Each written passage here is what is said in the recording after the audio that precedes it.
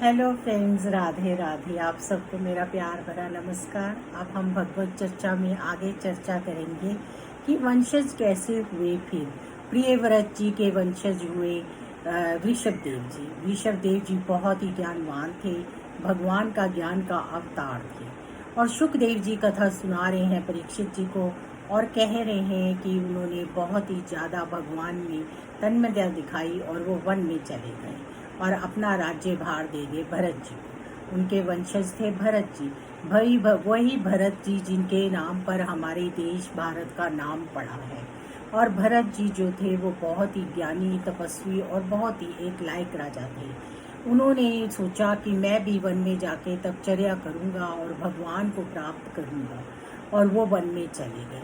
लेकिन किसी भी तपचर्या को करने के लिए वन में जाने की कोई ज़रूरत नहीं है। इसका भगवान ने हमें, ईश्वर ने, सुखदेव जी चर्चा कर रहे हैं, परीक्षित जी को कथा सुना रहे हैं और बता रहे हैं कि किस तरह से प्रहलाद जी ने घर में ही रह के सब विपत्तियों का सामना करते हुए भगवान को प्राप्त किया। और भरत जी वन में गए और फिर भी उन्हें भगवान को प्राप्त करने में कितनी दिक्कतें आई और वो उनका मन एक हिरणी में आ गया। तो इस तरह भगवान को प्राप्त करने के लिए, ईश्वर की भक्ति करने के लिए जरूरी नहीं है कि हमें गृहस्थ छोड़कर कहीं बाहर जाना पड़े।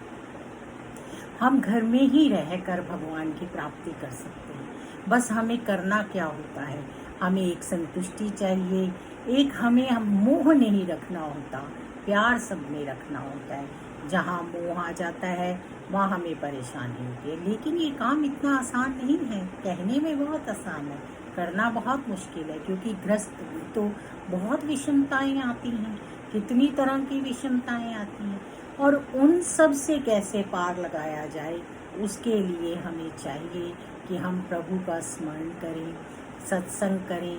सत्संग करने से हमारे अंदर ज्ञान आता है और नित्य प्रतिदिन रोज सत्संग सुनना चाहिए।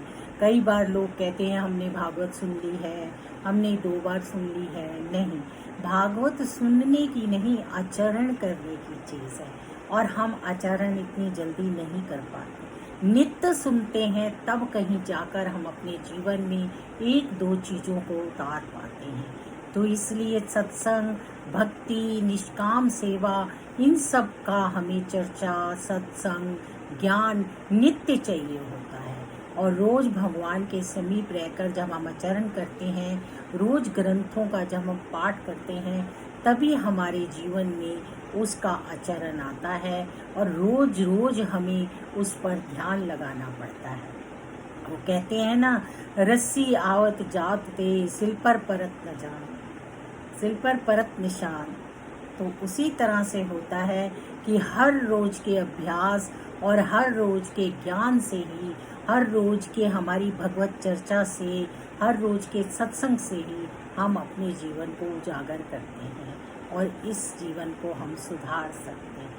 तो हम ये चर्चा करेंगे भागवत की, भरत जी के पूरा विस्तार से करेंगे कि किस तरह से भरत जी वन में गए और वहाँ जाकर भी उनको किस तरह से फिर हिरण का ही जन्म लेना पड़ा, और उन्होंने फिर किस तरह से अपने आप को इस काबिल बनाया और प्रभु में लीन किया। इस पर हम विस्तार से चर्चा करेंगे और प्रहलाद जी पर भी हम विस्तार से चर्चा करेंगे।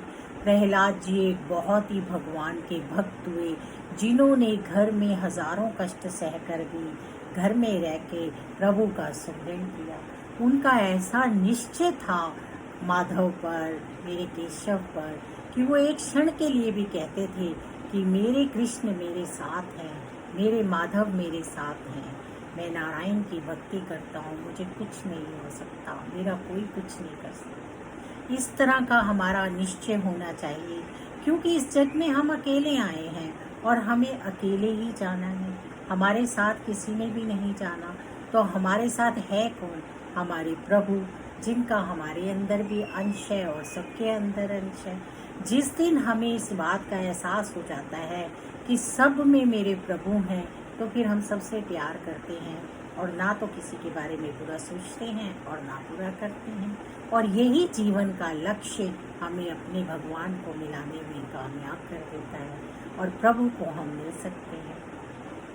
प्रभु को मिलने के लिए हमें बहुत तपचर्या करनी पड़ती है और हमें करनी भी चाहिए।